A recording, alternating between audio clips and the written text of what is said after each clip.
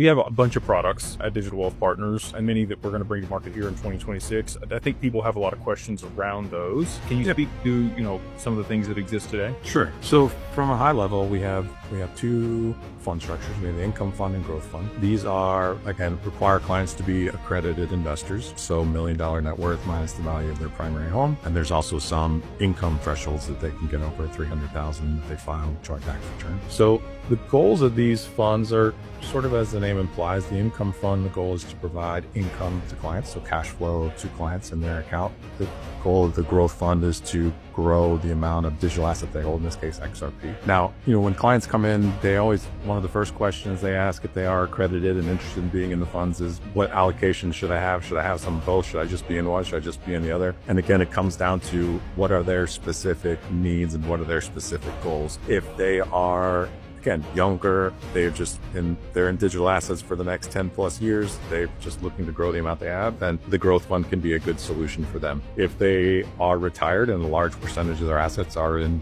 digital assets, then the income fund can be a good solution because it is, again, providing cash flow to them so they can help fund their lifestyle needs. And then some clients, obviously, it would make sense to be, some mix of that. They may not be retired, but they want some cash flow maybe to offset AUM, or again, maybe they just have a large chunk in, you've alluded to, what's the term you use? You're like digital asset rich, but cash poor.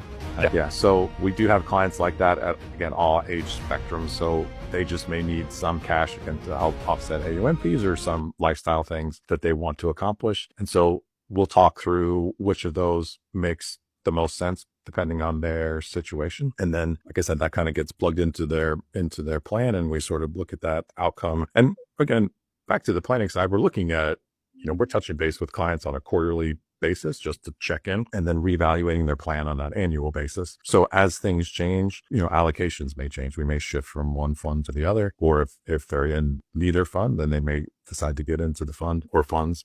So again, very dependent kind of on what the client needs are at the time.